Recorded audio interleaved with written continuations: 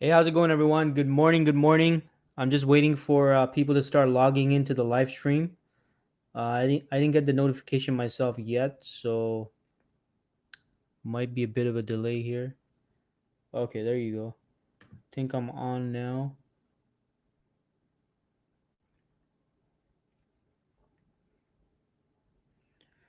Awesome. Good morning, everyone. How's everybody doing? Hope everybody's doing great. And I'm not sure if everyone. I say this every time. I'm not sure if I'm even live right now, but if you put in the comments, let me know if you are able to hear me and see me. Okay. And I hope everybody's having a great day so far. Let's see here. I don't see any comments, folks. Can somebody just put in the comments, confirm that you can see me and hear me? Okay. Hopefully, I'm not having any issues with the comments. But in any case, so today's topic, folks, I'm going to be speaking about. Yeah, there we go. Now we got the comments coming in. Love Kumar. Hey, Love Kumar. How's it going? Hope you're doing great. Pavan, good morning. Good morning, Pavan. Ronish, good morning. Hey, Ronish, thanks for tuning in.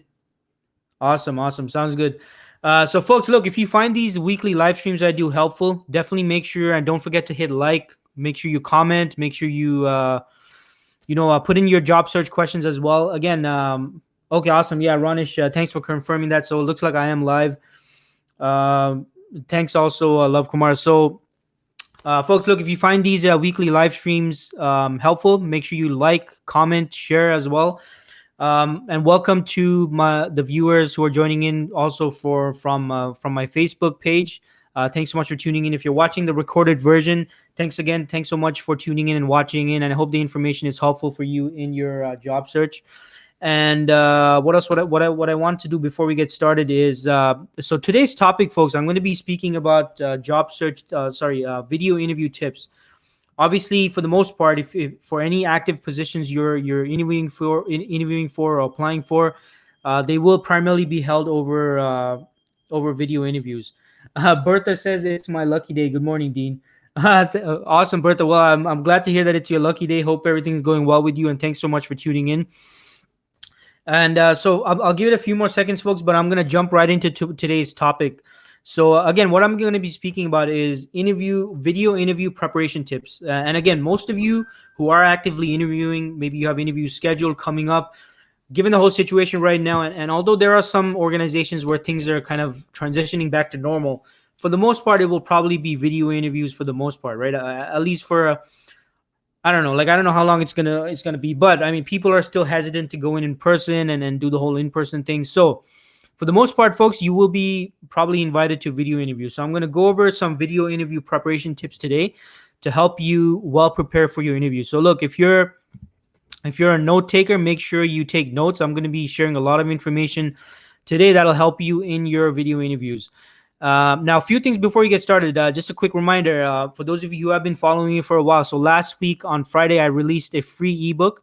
It's called Four Mindset Shifts for a Hostile Job Market. If you want to grab a copy of the book, by the way, you don't need to provide your email address or any contact information.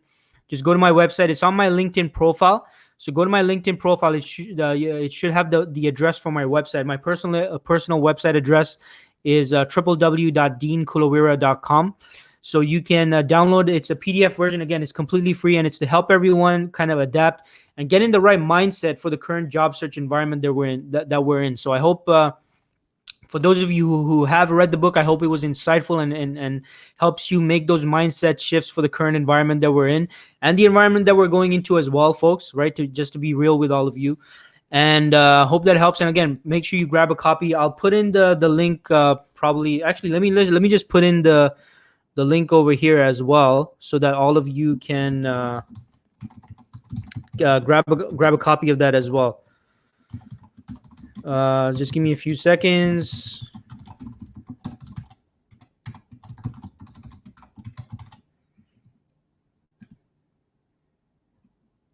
And it should show right there in the bottom. Yeah, there you go. Yeah. So you can download a copy of my free ebook at that address, folks. Feel free to do that. Again, it's completely free. You don't need to provide any contact information. I just want to help all of you out there with adapting the right mindset. It's a book about mindset, right? Like how do you adapt the right mindset so that you can take the right actions in the current environment that we're in, And most say that we're heading into a recession. So so it requires a certain mindset, a certain approach, so that you're taking the right actions. Because whatever actions you're taking in your job search right now, folks, you can't be using the same actions you're using right now as you did back when things were good and prosperous and rosy, and everyone's happy. Everyone has a multiple job offers on the table. Completely different environment we're in right now. So that's the reason why I wrote that book. Make sure you grab a copy. Again, completely free. Visit my website. Make sure you download it. I'm most happy to receive your feedback and your comments. I see a few more people have put in comments. Bijan, hey, how's it going? Thanks for tuning in. Shashank, nice to see you here. Gabriella, thanks for tuning in. Marina, thanks so much for tuning in. Marina's always joining. So, folks, I'm gonna get right into today's topic. So, let me just again, just to give you a heads up for those of you who just tuned in, I'm going to be speaking about tips and preparation tips for your video interviews. So, getting right into it, folks. Tip number one, very important tip regarding video interviews is tip number one: consider it and treat it the same way you would an actual in-person face-to-face interview. A lot of candidates, job seekers make the mistakes of thinking, oh yeah, it's just a video interview, it's not as serious as an on-site in-person interview. So first of all, even when times were good, folks, like that would have been the wrong attitude to adapt for a video interview. You still need to take video interviews, phone interviews, all these other types of interviews. You need to take all of them very seriously and consider it or treat it as if it's the only interview you have. Because who knows, it might be the only interview that you have. Always assume that you only got one shot at an opportunity. Always assume that. Always go in well prepared, right? And even back when times were good and prosperous and the job market was fine, I still would have given the advice to take the video interview seriously. Now, going from there, in the current environment we're in, where it's mostly or primarily going to be video interviews, it's even more important for you to take it seriously. Like, take this video interview seriously. And that's why I really wanted to do this segment. And for those of you who just joining in, or those of you listening, feel free to put any of your video interview questions in the comments right now. After I finish going over these tips, I will be answering all of your job search or video interview questions. Definitely today's segment focused on video interviews. So any video interview questions, definitely do that. But anything outside of that, feel free to put in your questions in the comments. I'll get around to it shortly. So that was tip number one, folks. Treat it like an actual in-person, face-to-face interview, and treat it as if it's your only opportunity, your only shot to sell the people in front of you on the other side of the video interview on why you're the right candidate for the role. So that's tip number one, very important. Now, tip number two, folks, have the technology set up. Have it all set up. Do not try and set things up like 5 minutes before the interview. Bad idea. And I can't tell you how many times, unfortunately, I have seen candidates make this mistake despite my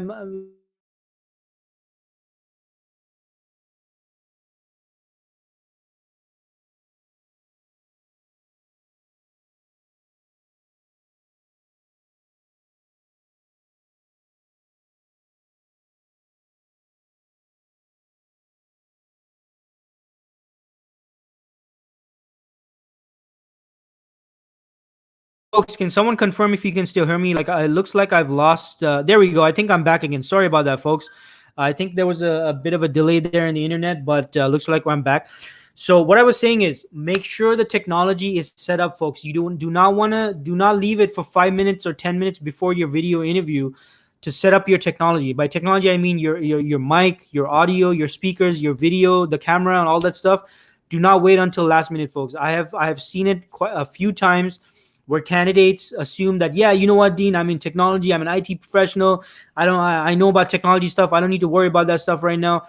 No, folks, don't take any chances. I want all of you to make sure, I'd say like a few hours in advance or even a day before, make sure your technology is set up. Make sure your speakers are working so you can hear what the other person is saying. Make sure your camera is well and functioning. So that other people can see you. Make sure that your mic is working, right? Because it's one thing to be seen, and what's the use if they can't even hear what you're saying, right? So make sure your technology is all set up. I would advise you to do this even a day in advance, even a few days in advance, because you know what? Especially now, given the current situation, if there is any technical issues with your camera, with your video, with your speakers, with your mic, I mean, most retail stores are not open where you can go in and actually make a purchase. You might have to order things online, and ordering things online might take a few days. So I would say be prepared. You know what?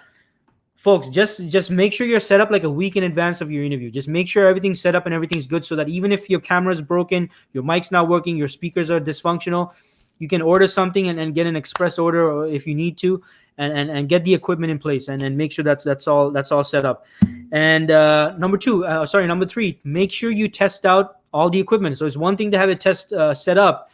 You need to test it out. Test it out with friends. Get a family member, get a spouse, your significant other, your friend, your best friend, your grandma, your grandpa, your uncle, your auntie, whoever you want to do. Like, have them just say, hey, look, I have a video interview coming up. I just want to make sure the equipment and everything's working fine. I know you're someone who cares about me and my success, so can you please set aside 5 minutes so I can at least test it out with you, and test it out with them, folks. Like, you need to make sure. Just because something looks like it's set up does not mean necessarily that it works. I don't have to tell you this. Like, well, all of you probably already know this, right? So make sure you test it out. Get a friend, someone you know, and have them sit in front of their own computers, test it out. Can they see you okay? Is your mic working? Are they able to hear you okay? Can you hear them? And make sure, by the way, it's someone who has a mic at their end, so you can hear their audio, right? So you can test out your speakers. So make sure that's tested out as well, because it's, again, one thing to get it all set up, completely other thing to be able to hear them as well at their end. And I see some comments here, folks. I will get around to the comments, but thanks so much for everyone commenting. And again, feel free to put your comments and your job search questions in the comments. And same thing for those of you on tuning in on Facebook. Feel free to put in your questions and your comments. Now, going on to the next point, right? And that is, as much as possible, you want to make sure that you're in a distraction-free environment. Now, given the current situation, everyone's at home, your family's at home. If you have kids, your kids are at home. They might be running around and stuff like that. Most interviewers will be empathetic towards that, given the current circumstances and situation, right? Now, that being said, you at your end as a job seeker, as someone being interviewed, as someone interested in an opportunity, you want to, folks, as much as possible, have as much control over your environment as possible. So if you have kids, if there's some way you can get your significant other to keep an eye on your kids, or you can set your kids up in the same room maybe and have them on their iPads or watching something or their toys or something of that sort. Do that. Make sure that they're occupied, that they're taken care of, that they're handled as much as possible, right? Because obviously, given your situation, things might not be as possible, but as much as possible, have control over your own environment. Because look, folks, that's what you do have control over. You don't have control over the interviewer's environment. You don't have control over whatever distractions they have at their side. Unfortunately, you don't have any control over that. But you do have control over your space, over your perimeter, right? Whatever is in your environment, you have control over that. And you want to make it as distraction-free as possible. Now, when I say distraction-free, I do not mean simply, your family, your kids, and, those kind of distractions. And also, I'm not only speaking about, don't have the TV blaring in the background, don't have music playing, don't have any of those sorts of distractions. What I'm also speaking about is, just, what's behind you. What is behind you in the video interview? Those are distractions as well. Because look, like, for example, myself, I'm someone who's very visual, right? I'm always looking at things. So if I was to interview you, and my background is a perfect example of how it ideally should not be, right? Look, I got a bookshelf behind me. I got a whole bunch of stuff over here. If I was the interviewer, and because I'm a visual person, I will be looking at all these different things. I might even kind of zone out and not be listening to what the person on the other side of the video is saying. It's possible, right? So you want to make sure, and the ideal background behind you, folks, should be like a clear white wall. A white wall, or it doesn't have to be a white wall. I'm just giving you as an example, but just a clear background behind you. No posters, no stickers, nothing in your background that might distract the interviewer or the person in front of you. Now, if you do have stuff behind you, don't stress out about it. It's not a big issue. It's not a big deal. My whole point here, folks, is you want to have as much control over the level of focus that the other person on the other side might have over, when they're speaking to you and having a discussion with you. So you want to have as much control over that in your background, in your environment as much as possible. So as much as possible, try and have a distraction-free background. If you have stuff in the background and you can't really move it around, don't worry about it. It's not a big issue. Just as much as possible, keep it distraction-free as much as possible so that the other person is not distracted and looking at things in your environment and asking about things, and their mind is like somewhere else wondering, oh, I wonder what that is. I wonder what this is. I wonder what that is. I wonder what that means. Try to minimize that as much as possible in your environment, folks, right? Now, next tip, have good lighting. Okay, good lighting is very important, especially if where you're sitting, the light is behind you. If the light is behind you, like for example, where I'm at, I got this window like right over here, right? So I gotta close the blinds whenever I'm doing these video streams that I do, because otherwise you won't be able to see me. It's because the glare is gonna be behind me, and you're not gonna be able to see my face. They need to have to see your face, folks, because they need to see what you're like as a person as well, right? Your expression, your level of interest, enthusiasm. These are all things that the interviewer wants to be able to see as well. And also, frankly, what you're like, right? Because that's part of your face, is part of your personality. They want to see what you're like and see who you are. So make sure the lighting is in front of you. If you have any windows behind you, make sure you shut curtains. If you got curtains, close the windows. Make sure the lighting is on your face, some kind of lighting, right? A lamp or some kind of a light, so that the other people can see you. So make sure that's all in check, and that's all checked out, right? So those are the basic tips for setting up for the video interview itself. Now I'm gonna go next into the actual interview preparation itself. Now this is the standard interview preparation I do when I'm representing a candidate. Before each and every interview that you have, if I have represented you at some point in the past for active opportunities, this is gonna sound like you're like, hey Dean, this sounds real familiar. This is exactly what you went over with me. So this is the exact same interview prep that I do with my candidates, folks. And now depending, like if you're being represented by a recruiter, unfortunately most recruiters, the interview prep is gonna be okay, this is who's gonna be calling you. Make sure you're set up. And make sure you read the job description. That's it. So I like to go above and beyond. I like to do a proper interview prep. So I'm going to go over some things. Might sound tedious to some of you that are more senior, but look, folks, the basics are very important. And even if you're at a senior level, like these are things you need to remind yourself of. So first and foremost, make sure you review the employer's or the company's website. Now you need to have a general understanding about the product offering, the service offering, the solutions offering, whatever it is, about the company and the organization. Next, you want to make sure you have an understanding of the company's vision, right? Just the general mission, company vision, company mission, and that aspect of things. Now, do not stress out too much about this. And what I mean by that is, don't go in so deep into this that you're spending like 5 hours just researching the company. No company is going to expect you to know every single in and out about the organization. Right. So what I'm saying here is, have a good general understanding about the company or the organization, what they do, what their product and service solution offering is, what are their primary products, what are their most popular products and solutions. Are there any achievements or awards that they've achieved, right? Also, what are their philanthropic efforts? Like, are they involved in the community?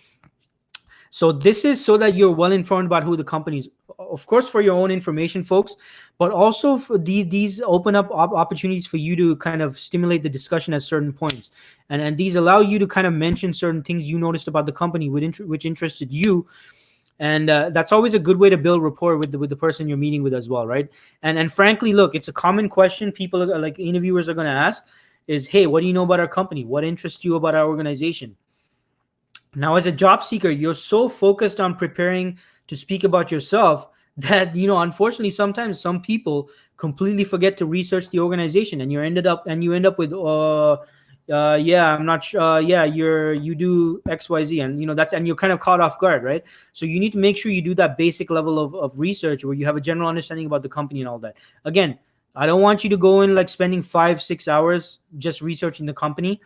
What I'm saying here is, have a good, strong, general understanding about what the company does, what the organization does, their product and service solution offering, and vision, mission, philanthropic, charitable efforts that they do. That's always great to talk about and know about, and make sure you have that understanding, right?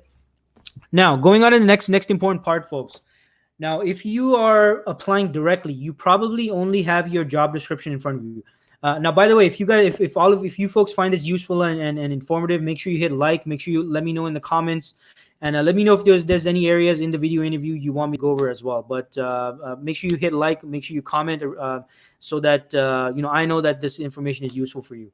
Now, going on to the next tip: familiarize yourself, folks, with the job description. If you're applying directly, that might be the only document you have in front of you to prepare for the interview, right?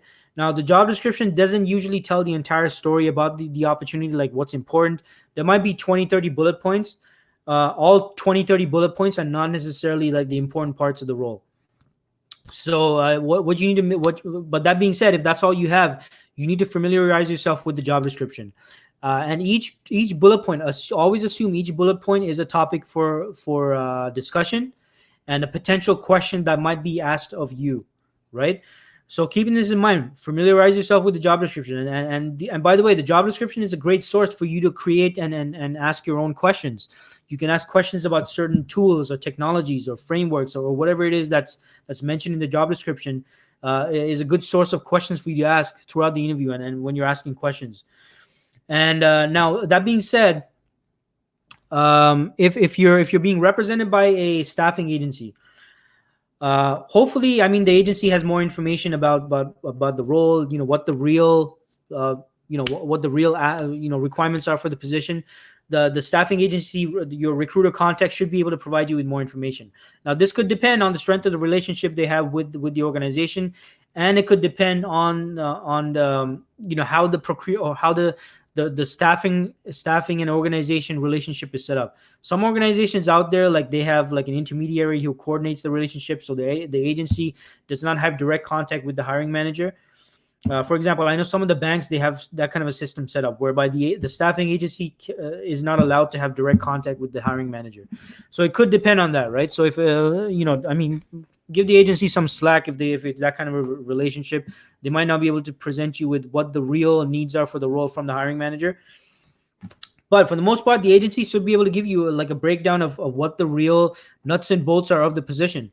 So now, if that's in any case, like if your recruiter contact has not provided you with more information about the actual role itself, like what's really important, get on a call with them, folks. Like, you need to take some initiative, be proactive at your end. Like, don't get like all, oh yeah, if they had anything, they'd let me know. Don't assume.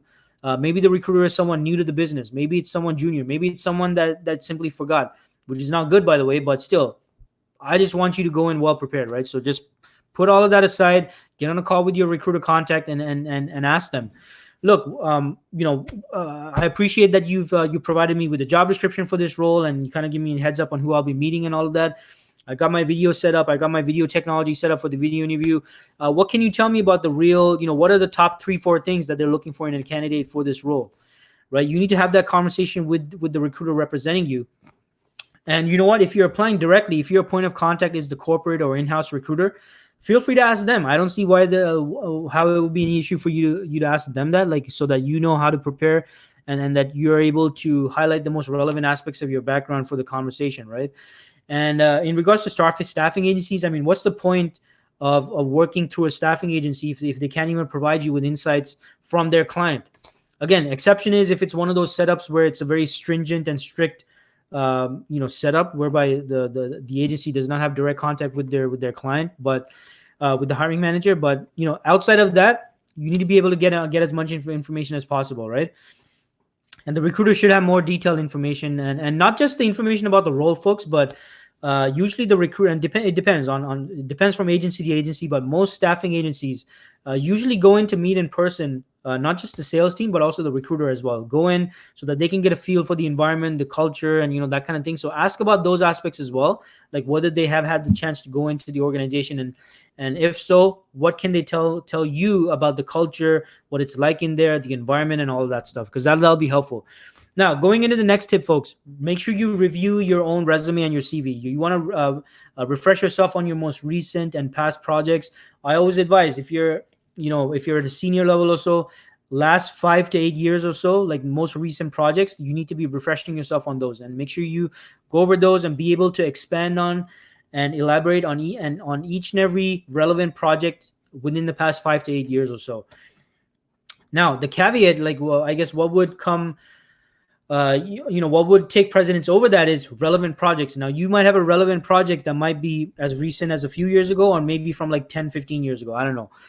So in any case, you definitely want to make sure it's as recent and as possible. But at the same time, if it's something from many years ago, it's something relevant to what the interviewer wants to know or looking for in a candidate, you want to make sure you refresh yourself on those as well. So first thing, you got to have an understanding, again, from your conversation with your recruiter contact or whoever your point of contact is. If you have that relationship, find out what's the most key aspects they're looking for in a candidate, and based on that, you can then kind of strategize on which projects you want to highlight, which projects you want to refresh yourself on, and mention to the at the video interview. So again, and you got to know these things, right? And be able to, because you don't want to waste time at the video interview trying to remember things that might have been from a few years back. Because look, if you especially if you're in a kind of role where you're dealing with project after project, you move from project to project really fast. It's really easy to forget things from a project that might have been maybe like a year or two ago, right? And you don't want to waste time at the video interview trying to remember things or recall things. So make sure you refresh yourself on your own projects and your resume and your CV, because look, the resume is the only thing that the other person has in front of him. So you can expect them to refer to your resume and ask you about certain questions. So make sure you do that. Next thing, know all your potential weaknesses and areas where you might be lacking in skill set and ability. So and you need to have prepared responses to counter or compensate for those areas of weakness. Now, areas of weakness might be, maybe they say, yeah, we're looking for XYZ in the ideal candidate. And let's say you do have XYZ. Now they also say, yeah, but as an added bonus would be if they have any experience with ABC. It's not required for the role, but if they have ABC, like that would be they'd be a top pick for the role. Now maybe you don't have experience with ABC, so how are you going to counter that? Is there something similar? Is there examples you can give about times in the past where you were able to pick up on something new? Like this? So these are the kind of responses you got to prepare, folks, so that you're able to show that even though you might not have the bonus or the bonus or the assets, even though you don't have that, you're still a top candidate for the role. And look, take a rational look at what your weaknesses are. Take a rational look, and it might be uncomfortable for some of you, but you know what? Better to confront your areas of weakness so you can at least address them when they do come up, right? Now, next interview preparation tip, folks: prepare good questions to ask at the video interview. Like, never say you do not have any questions. That's not a good indicator, at least from the point of showing your enthusiasm and interest in the position. Because most hiring managers I've ever received feedback from in the capacity of a staffing agency recruiter, whenever there's been a candidate that said, no, I don't have any questions, with some exception, the response from the hiring manager has always been, or mostly been, hey, look, they didn't ask us any questions. It seems like they're not interested in the position or the opportunity. So we're not really sure about this candidate. So, I mean, that's the reality, folks. And this is not just from one or two hiring managers. The great thing about working in staffing agencies is I get exposed to different hiring managers, different personalities, different organizations, startups, all the way up to large size organizations. So these are large scale patterns I have seen in terms of feedback. And that's the feedback from most hiring managers. When you don't ask questions, they feel like you might not be interested in the opportunity. So always prepare your questions to ask. And also the other thing is, if you're asking questions in between as well, like you're not waiting for the end of the interview to ask questions, maybe you're asking your questions during the course of the conversation, then it's not much of an issue if right at the end you say, no, I don't have any questions, because you've been asking questions throughout the conversation. What I'm saying here is, for those of you, some of you make the mistake of keeping all your questions until the very end, and then you don't ask any questions at all. Then that's definitely not a good thing. It's negative. If you're asking questions throughout and they answer most of your questions over the course of the conversation, by the time you reach the end, you don't have any additional questions, that's completely fine, because you have been asking questions. But hope that makes sense for all of you. Now, another quick tip, actually, before I forget, going back to the video interview setup, remember that you want to also dress in a way that kind of speaks to your interest in the position you're interviewing for. So all of us are from home remotely right now. If for you to dress up in a suit and tie, I mean, it still makes a very good impression, and could depend on the organization you're meeting with. If it's an organization whereby it's a formal environment, maybe wearing a suit and tie, it shows that you're interested in the opportunity, despite the fact that you're working from home. You want to make a good impression, right? So, I mean, it's always great. I would definitely recommend that. But let's say you do some research and it's more of a casual environment.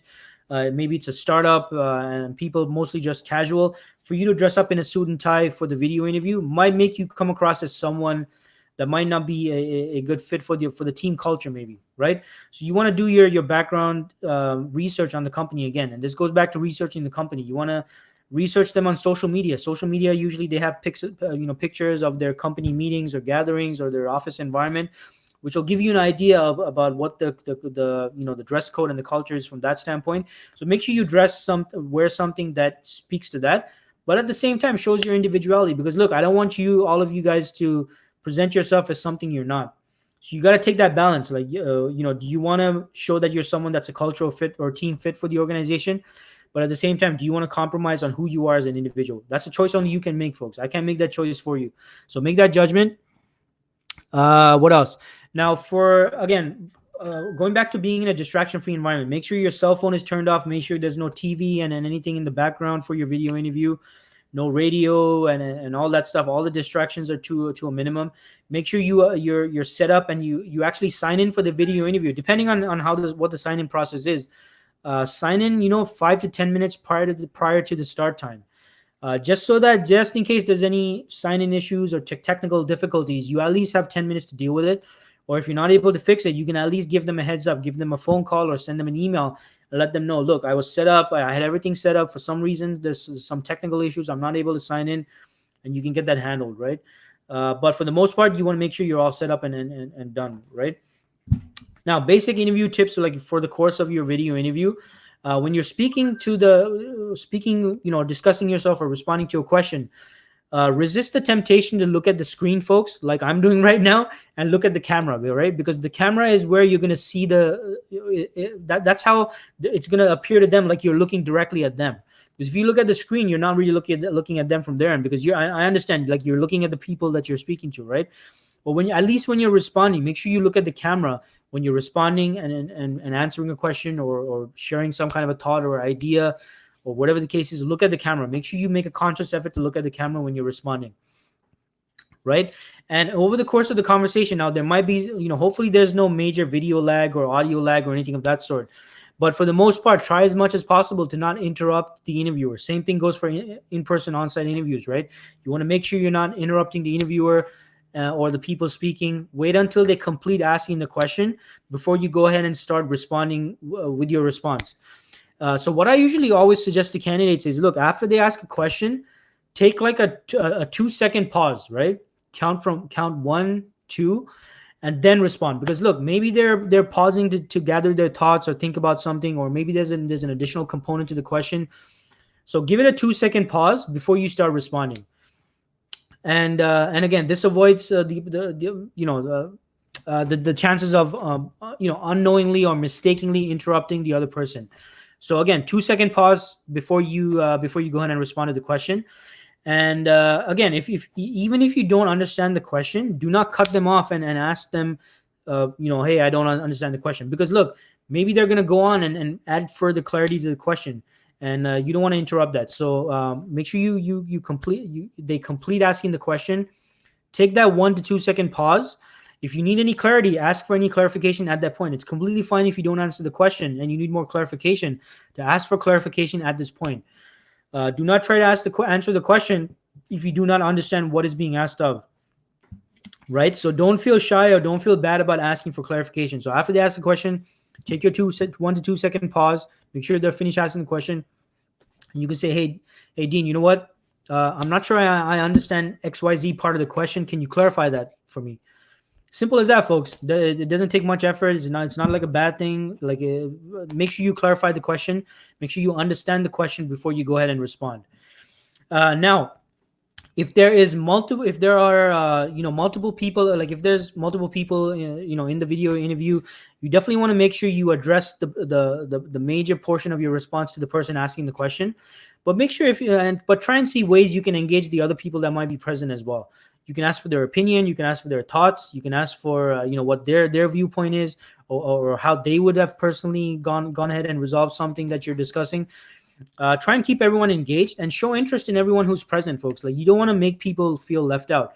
A mistake a lot of I can't say a lot, but some candidates make is, let's say there's an interview in general, just an interview in general, right? Let's say there's a hiring manager there.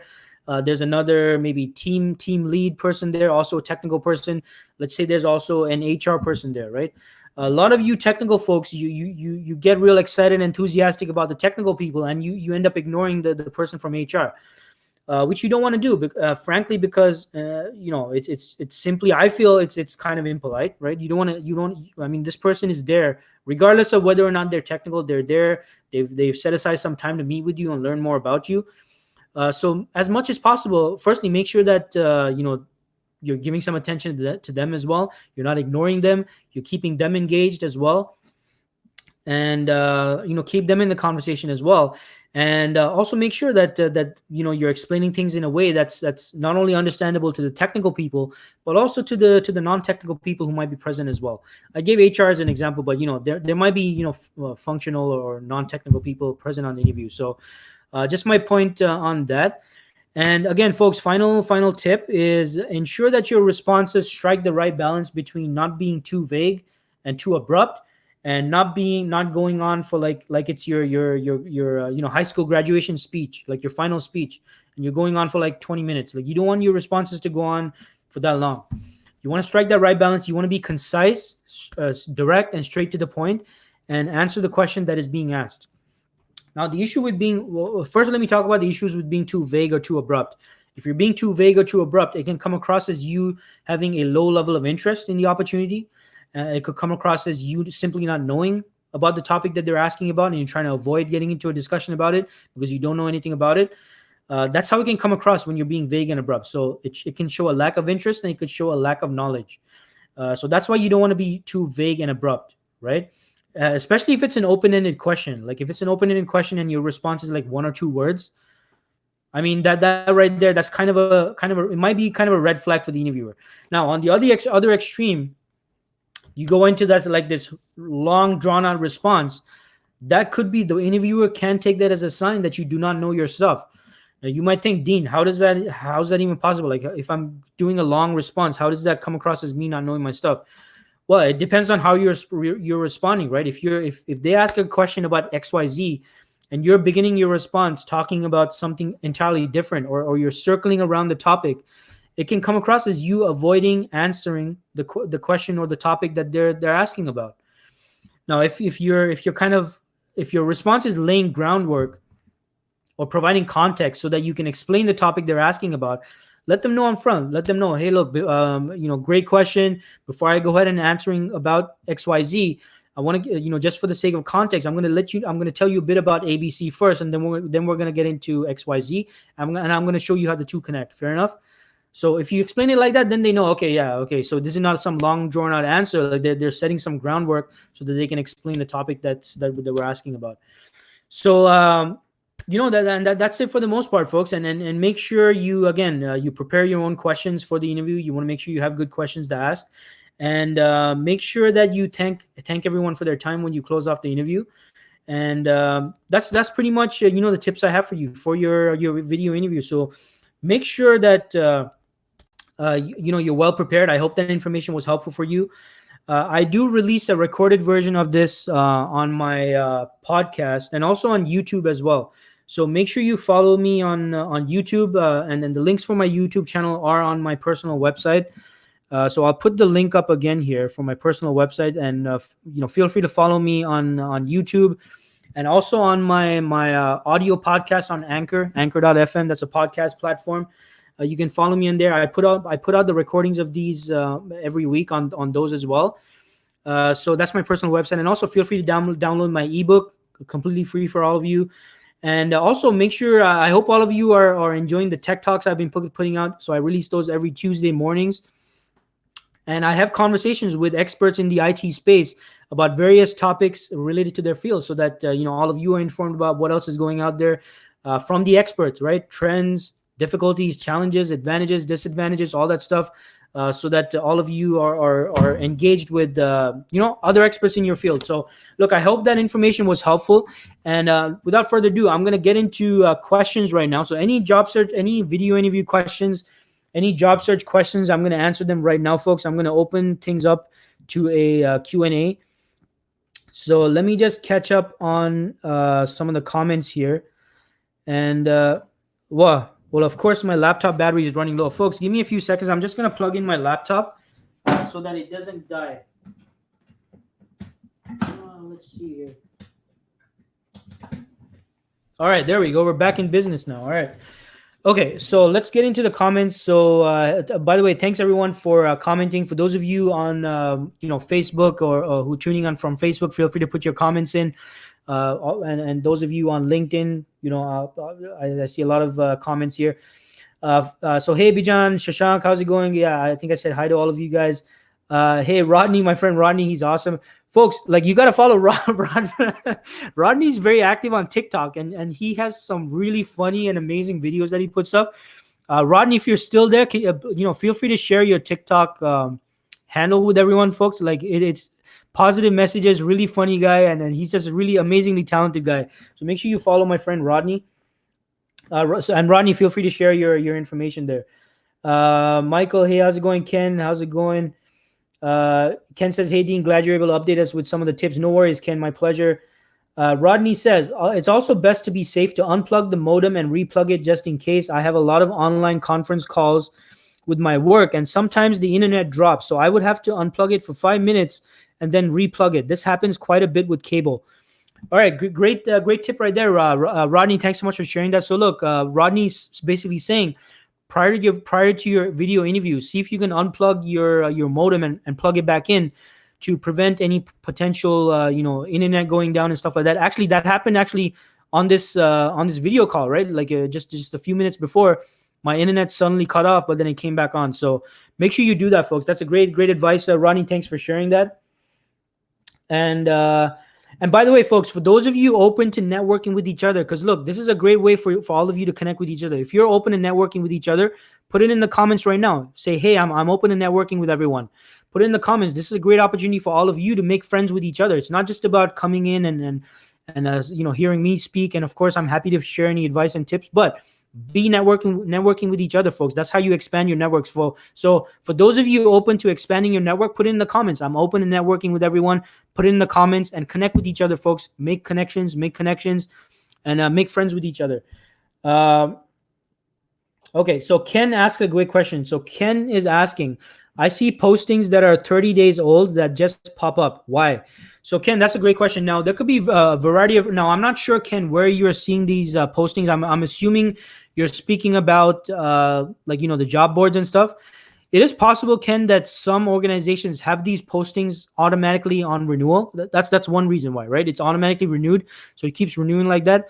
Second thing is they're not actively recruiting right now, but they are anticipating after the dust settles, after this whole fiasco is returns back to normal, at least gradually, they're going to be looking for certain people. So that's why they keep those postings up, so that they're able to build up a pipeline of talent, of people that they might be looking for soon as they're able to hire again. So folks, I say, you know what? You have nothing to lose by applying for any postings that you might see up there, folks. It is possible it's simply something that's about to expire, but it could be that they're building their pipeline and they're going to reach out to you soon as something does become available. So hope that helps, Ken. Michael says, emergency happens with settings. Michael, I'm not sure what you're saying there. Emergency happens with the settings. If you can clarify that, Michael, I'm not sure what if that's a question or a statement. I'm not sure what you're asking, but definitely let me know. Shankar says, thanks for mentioning about applying directly. Yeah, absolutely, Shankar. It's because a lot of you will be applying directly, not always with staffing agencies, right? So when you're applying directly, there's another level of proactiveness that needs to come into play, folks, where you need to do some of the things that us recruiters usually do with our clients. Whereas now, because you're applying directly, you got to do it yourself. So absolutely, that's definitely something to take care of. Ken says, great comment about asking questions. Yeah, absolutely, Ken. Appreciate that comment. Very important, folks. You got to prepare and ask your own questions. Make sure you do that. Bertha said, yeah, I didn't know that. All right, awesome. Yeah, no, glad you got something out of it, Bertha. Let's see here. So okay, I lost track of the questions. What is this? Yeah, my mouse goes crazy sometimes. Those of you following me for a while know that I always complain about this. Sundas says, hey, Sundas, how's it going? Hope you got a lot of good information out of this, Sundas. Appreciate you tuning in. Parupali says, thanks for the Tech Talks, Dean. Hey, my pleasure, Parupali. So Parupali is speaking about the weekly Tech Talks I do. Again, folks, Tuesdays at around 11 a.m. I release, it's a recorded discussion with myself. I interview various experts in IT and technology. This week I had Garima Bajpai, who's a expert in the DevOps space. Extremely interesting conversation. So make sure you go to my profile. You can view the entire thing, and I also release mini segments over the week about key topics we discussed. Great series. Like, I learned a lot, and I hope the information is helpful for all of you to see and to hear from experts in your space, right? So this week it was DevOps, and it was awesome. Last week I had Hari, who was a JavaScript development expert. Awesome conversation. So make sure you tune in every week, folks. So I release those Tuesdays at 11 a.m. So make sure you follow me. Michael says, thank you, Dean. Hey, no worries, Michael. Jan says, how is the market for ITPM roles? Yeah, so the market is dependent on which industries are hiring right now, Jan. So what you got to look for is which industries are actively hiring. So you got to do some research. You got to, maybe look at the news, see which sectors in the industry are hiring, and that's where you got to look for your opportunities. So it's no point looking into industries that interest you, which might not be performing really well right now. So maybe you have an interest in the restaurant industry, for example, and they're not doing right now. So it makes no point for you to focus your efforts on the restaurant industry for job opportunities. Now, maybe there are some parts that might be experiencing any sustained or increased demand. For example, those that provide delivery services. I mean, that's a different topic, but for the most part, you want to focus your attention, folks, on those parts of the market where there is demand, consumer demand for their products, services, and solutions, because that's where the job opportunities are going to be concentrated. And you got to look for your skill set opportunities within those parts of the market. Hope that helps, Jan. Rodney says, yeah, man. Yeah, man. Right back at you, Rodney. Druti says, hi, hey, Druti, how's it going? Hope you're doing great. Rodney says, actually, there are courses marketing for TikTok. Rodney says, I recommend Rachel Pedersen. She made $100,000. Is that $100,000 or followers on TikTok, Rodney, to market her business? Great. Yeah. So Rodney's on TikTok. Again, see if you can look up Rodney. He has great videos, but thanks for sharing that information, Rodney. Mohammed says, about salary question. What is my tolerance number above the recruiter provided range? So Mohammed, I mean, that depends, right? I mean, that depends on a few factors. Depends on your skill level, and it depends on what the recruiter is offering for the range, and it depends on what the requirements are for the role. Like, what does the client expect from a candidate for the role, and does it justify whatever your asking rate is? So what I would suggest is, what I usually when I'm in a conversation with a candidate, with a job seeker or a candidate that I'm representing, I always ask, what's the ideal amount you want? And that's the amount that I'm going to do my best to present you at, as long as it's something that doesn't freak out the client, and that's well above what the client's looking to invest in a candidate. And then finally, what's the lower end of what you're looking for that you'd still be happy with?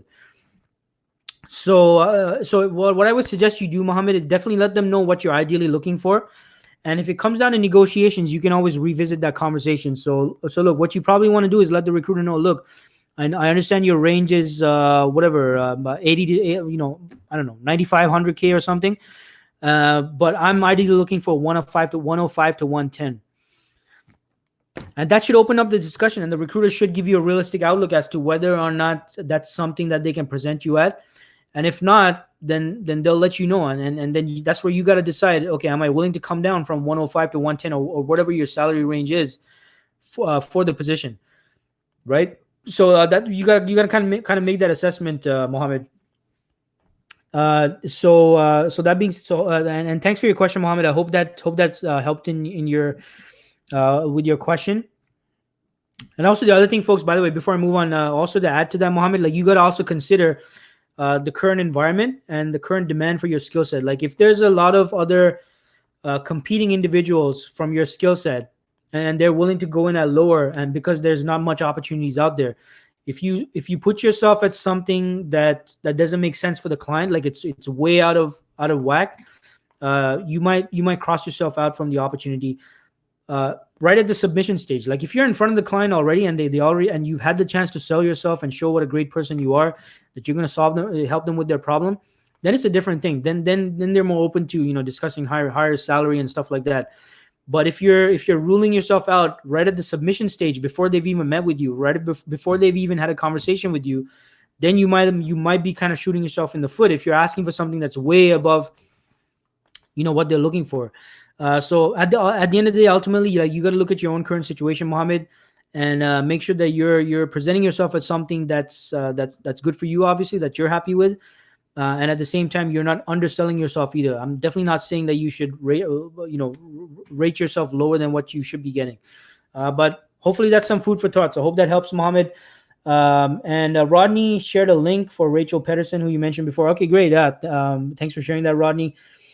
Bertha says, let's connect. Awesome. Yeah. So all these people, folks, are open to connecting on LinkedIn. So this is where all of you need to be connecting with each other and, make connections, expand your network, be friends with each other.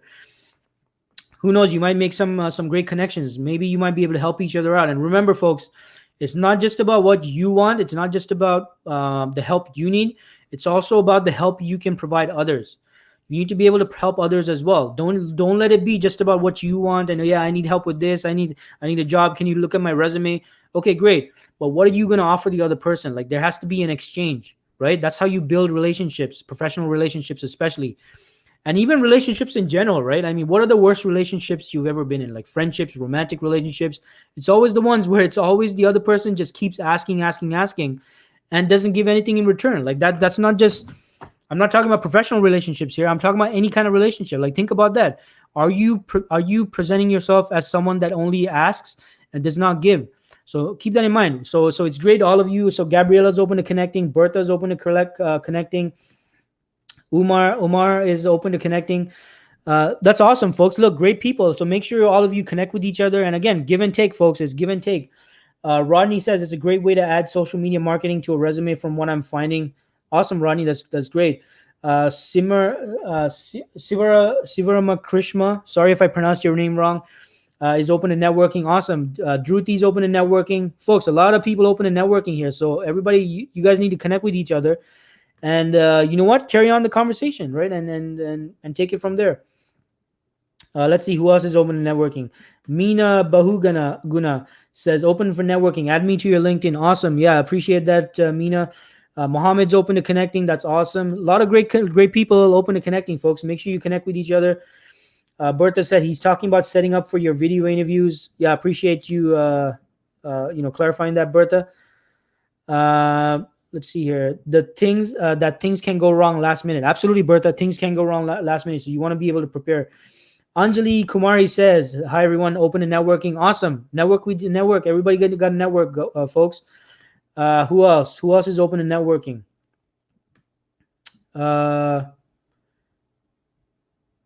Okay, Rodney says 100K for TikTok. Okay, so that was something. Okay.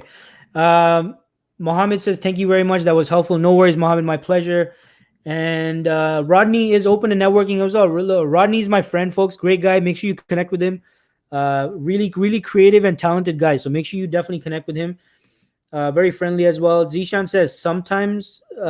Khan says, sometimes we like the nature of job recruiters offer, but feel difficult to leave the current position, which leads little less interest towards accepting to go ahead with the interview.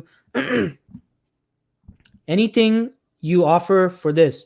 So that's a great question, Zishan. So what Zishan is saying, folks, is, look, sometimes you get an offer for an opportunity you were interviewing for, and you got that offer on the table, but you're kind of happy where you're at, and you're not sure if you should even leave the current position and go and move into the offer that you wanted to get. And it's and there's many reasons why you'd want to stay where you're at. So to answer this, and there's no one answer for this, right? So but when faced with this kind of a scenario and situation as a recruiter, okay, so I'm giving you now like a real life question I ask candidates who I'm representing that might be in this situation where they're like, Dean, look, I appreciate the offer. It's a great opportunity, great company, but I feel like I want to stay where I'm at. First of all, folks, it could be simply fear. It could be simply fear of a change in environment, right? Because look, if you're currently working and you're looking to switch to another job, it's not an easy decision. It's not as easy as it looks, right? And the problem with a lot of recruiters, especially in the staffing agency side, is they're very much, and I'm not trying to paint every recruiter with the same brush, okay? Because I don't want to piss off my other recruiter friends who might be tuning in here, but especially in the staffing agency side. It's very easy to be led by the potential of getting a commission, because when the placement is made, that's when the recruiter gets their commission, or it shows as some form of production on the recruiter's board, which is how the recruiter keeps their job, right? So the challenge here and the task here for the recruiter is to, first and foremost, if it came to a point whereby you as a candidate are hesitant about making the switch from your current position to the next position, it could mean that the recruiter has not done a good job in evaluating whether this move is even the right move for you.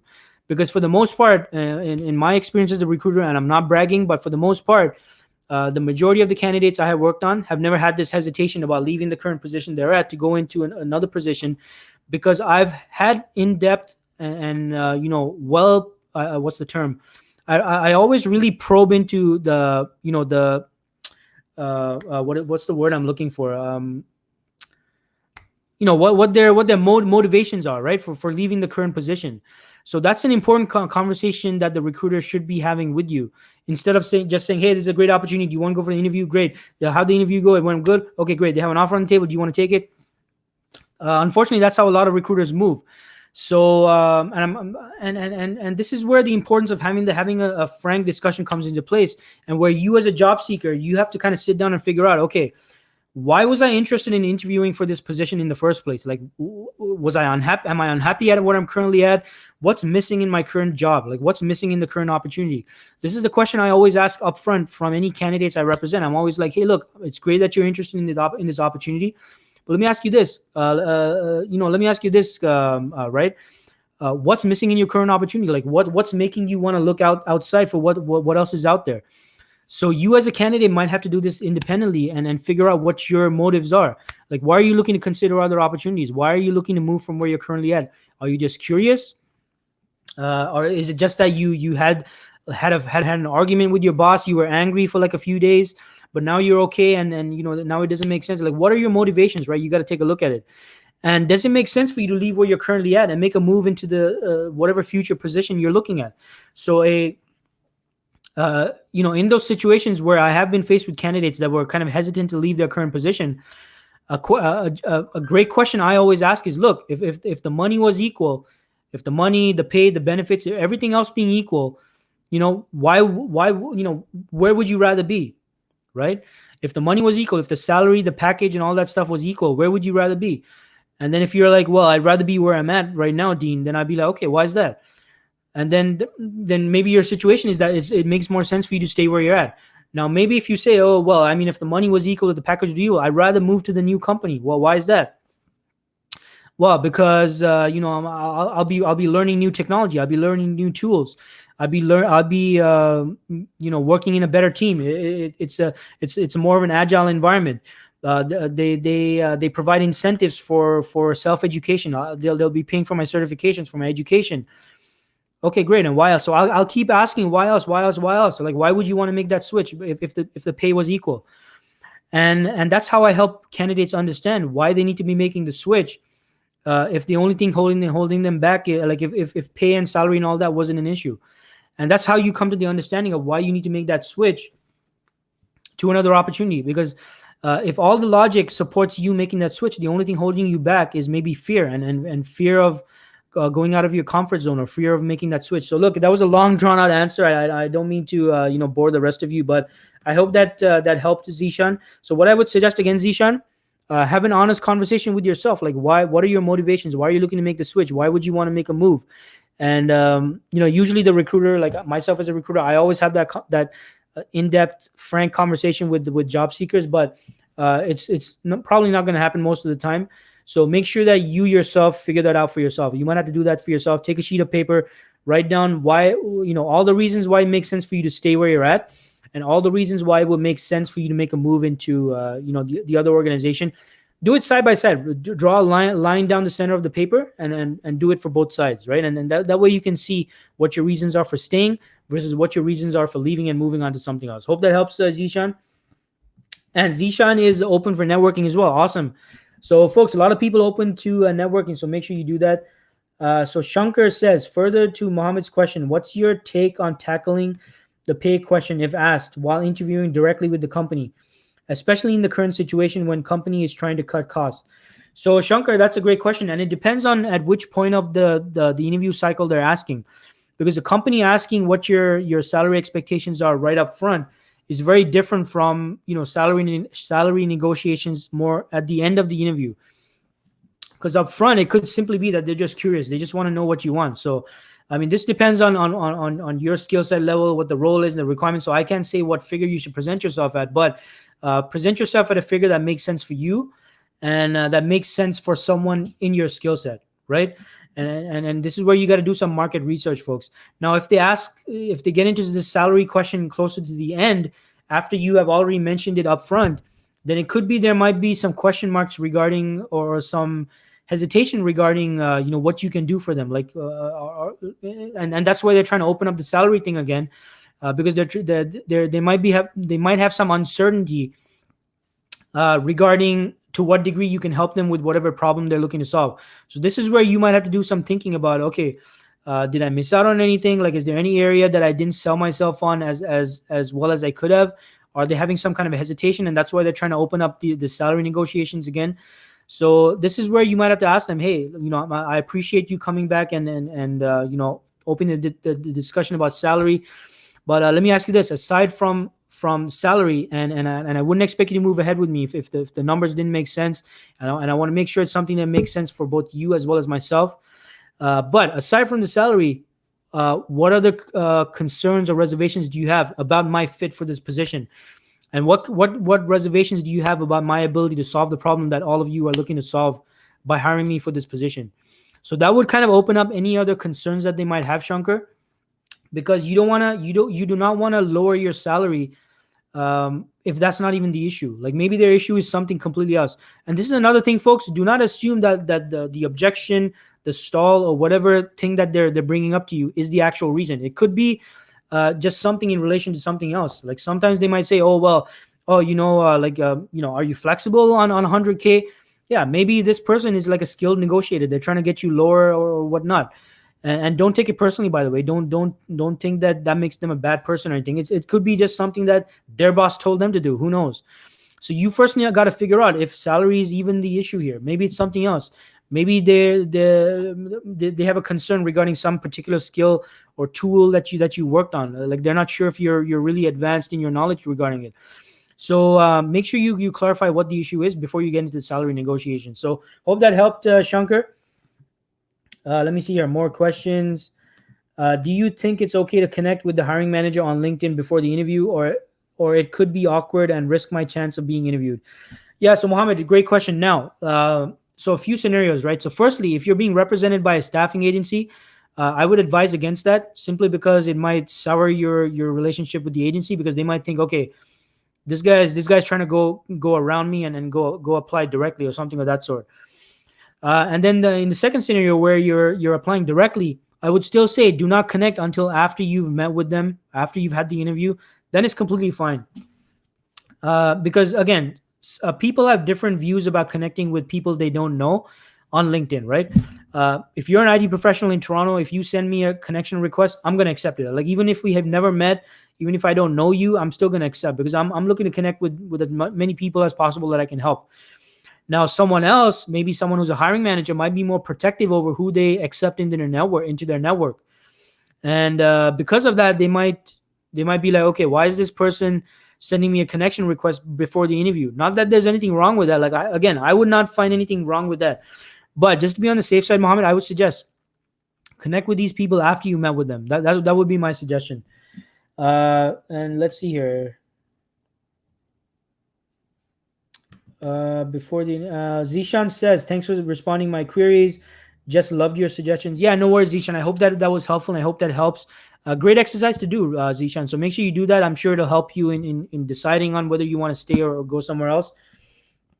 So again, for all those of you who missed it, if you're unsure about whether you should stay in your current job or move into another job, an exercise you can do by yourself is ask yourself the question: if the money was equal, if I was getting the exact same package either place, would I rather stay where I'm at, or would I go to go to this offer that's being offered to me? And take a sheet of paper and put a line down the middle and write down reasons to stay, reasons to leave. Very simple exercise. It's something it's a conversation I have with all candidates that I've represented now, and most recruiters will not have this conversation with you. So this, at least not to a level of detail that I do. So this is an exercise you got to do yourself, right? And it's a great exercise. Sundar says that was very helpful, Dean. Thank you. Yeah, no worries, Sundar. Thanks for your comment. Can you give some information on moving up within the same company? Any tips on what helps, what doesn't, and how to position yourself for a new opportunity within the company? Yeah, that's a great question, Sundis. And this is a great question. So what Sundis is asking folks is any advice on how you can move upwards within the same company, and how can you position yourself for a new opportunity within your company? So two pieces of advice here, folks. So first piece of advice is go above and beyond. Go above and beyond. Look for opportunities in your current team, your department, your organization, your division, where you can go above and beyond. Offer your help. Offer extra help to your managers, to your teammates. Get involved in as many areas as possible within your and you would know better than I do, obviously, right? Because all of you have come from different types of organizations, different types of roles. So the question, if you're taking notes, you need to ask yourself is, where are the additional opportunities? Where are the additional opportunities? And how can I offer myself as assistance for these additional opportunities? Now, some of you might be thinking, yeah, but Dean, I don't get paid enough and blah, blah, blah. Okay, fair enough. I understand that. But I want you guys thinking long-term, right? And I discussed this in my free ebook, by the way. You got to look for opportunities wherever they are in your organization, and offer your help and your assistance as much as possible. Obviously, you want to make sure you cover your core areas of responsibility. You do not want to neglect that. But after that's all handled and taken care of, you want to ask how the other people around you, like if they need any help, is there anything additional you can help them with? Any advice they need? Do they need any training? Do they need to be trained on something else? Ask your manager, what can I help to help lessen your workload? What can I help you with?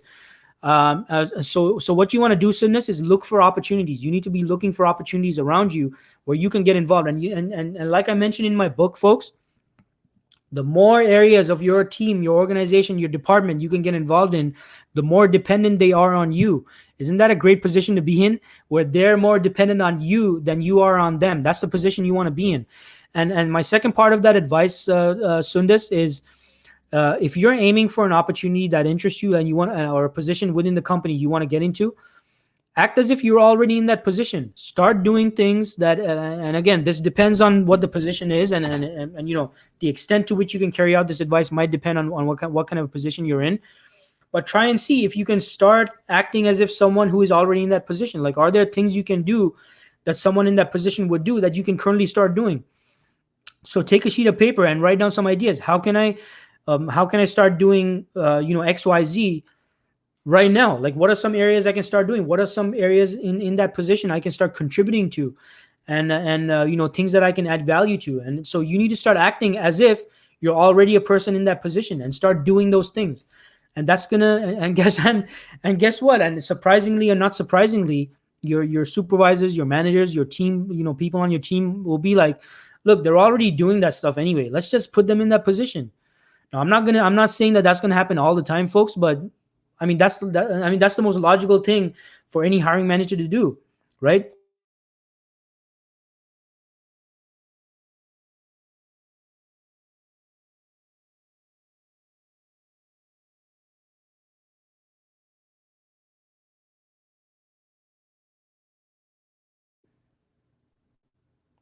Yeah, I think I'm back now. I think I'm back. Lost you guys there for a second. Sorry about that. But yeah, what I was saying is, yeah. So even the hiring managers would be like, look, Sundas's core responsibilities are ABC, but you know what? She's taking on responsibilities XYZ. We're looking to hire someone who can do XYZ. We might as well move Sundas up. We don't have to train her because she's already doing some of the stuff, the minimal training. She's already with us. She's already in the organization. She's obviously interested in moving up the ladder here because she's offered this assistance and extra help. So might as well promote her and put her in that position. So do the stuff that you're aiming for, folks. Whatever it is, whatever position you're aiming for, start seeing how you can start doing the stuff required of that position. So this is where you folks had to put in your own ideas about how to do that. So hope that helps, Sundis. Hope that gives you some insights. And there was another important thing I wanted to add to that. And Yeah, that is. Some of you might be thinking, well, Dean, that sounds like a lot of work. Like, how am I going to balance all of that with, I want to maintain my work life balance. Okay, fair enough. This does not require you to go outside of your 8 and 9 hours, folks. All it means is you just had to put more hustle into every minute that you have, into every 15 minutes, every 1 hour, every 7 8 hours or whatever you spend in a day. All of us have the same amount of time, folks. Remember that we all have 8 hours in a day. What differentiates us from others is how much energy we put into that 8 hours, right? If I do 1x in 1 hour, let's say 1x represents 1 unit of work. Okay, well, whatever that work, whatever that task is, if I do 1x in 1 hour, fine, I'm the regular person. How about if I double that? If I how about I double that up and put 2x into 1 hour? Right? What if I do twice the amount of work I'm capable of in 1 hour? If I can squeeze that in, and that's the ideal. Maybe that's not possible, but can I pursue 2x? Can I do twice as much as is possible in 1 hour? Because if you do that, you basically created 16 hours. If you think about it. Now, some of you are like, Dean, how did you just create 16 hours? Well, if the regular person does 1 unit of work in 1 hour, and that's 8 hours in a day, and you do two times the work that the regular person does in 1 hour, you essentially have done 16 hours of work, compared to the regular person. That's how you create time, folks. It's not about how much time. So we all have 8 hours in a day, 8 hours in a work day. How much energy you put into each hour, it's up to you. And if you can do that, that's how you're going to be able to accomplish much more than you already do. So look for areas and opportunities where you can cut down waste in what you do in an hour, and pack in more punch, pack in more energy into that 1 hour. And you know what? After the 8 hours, you go do whatever you want. Like spend time with your family, watch Netflix, do whatever the hell you want, right?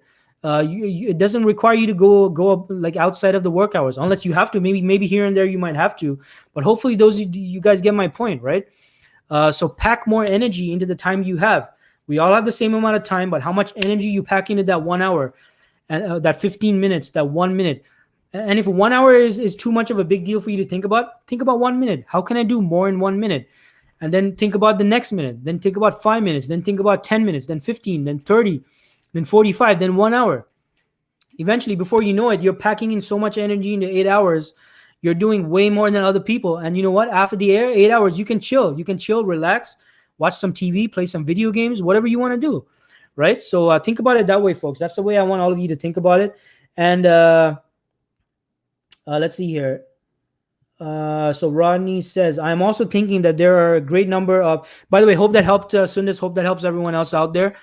And Rodney says, I'm thinking that there are a great number of nonprofit as of late who need some IT development help. I'm thinking that while one has employment or is still able to get by while unemployed, they can offer help to these nonprofits and gain experience and possibly earn a referral or even a created job position. Yeah, absolutely. Rodney, great advice, folks. Make sure you look into that advice. Look for opportunities, folks. There might be, maybe, these nonprofits might not be able to pay you, but at least you're doing something productive. You're helping out, and it is actual work experience, right? You can say you were doing something. So what else here? Yeah, so great advice, Rodney. Appreciate you sharing that. Mohammed says, let's connect. Awesome. Mohammed's open to connect, folks. So if you scroll up the comments, folks, a lot of people that tune in here were open to expanding their network and connecting. So make sure all of you folks connect with each other. Sundas says, thank you so much. Certainly helps. No worries, Sundas. I'm glad that was helpful. Rodney says, I 100% agree about making good use of every hour of the day. There is a good book called On the Shortness of Life by Seneca. It's available on audiobook form and also YouTube. Seneca teaches us how too many people squander time that could have been used for productivity, and before we know it, we all get older and lose opportunities and have regrets. Yeah, great. Completely agree with that, Rodney. Great advice. Sounds like a great book. I believe Seneca was like an ancient Greek or Roman philosopher or something, if I remember right. And was he in the school of Stoicism, Rodney? Is that the one that I'm thinking of? But it seems like an interesting book. I'll definitely check it out. So make sure you check it out. So look, folks, looks like that's all the questions. I hope this session was helpful for all of you, and I hope you got a lot of value out of it. Remember, tune in every Wednesday, folks, 11 a.m. Eastern time. Make sure you follow me. I go live on here. I speak about a job search topic and I open up the floor to questions. Looks like we've really gone over an hour today. So thank you so much for those of you who've tuned in. And again, for those of you watching the recorded version, thanks so much for tuning in. If you have any questions, put in the comments. I'll do my best to get around to them after the session has ended and respond to all of your questions and comments. Again, make sure you follow me, folks. Every Wednesday, 11 a.m. Eastern time, I do this live stream where I go over a job search topic and help all of you out in your job search. Thanks so much, everyone. Everyone be safe, stay positive, keep taking action, and keep going for what you want. Take care, everyone.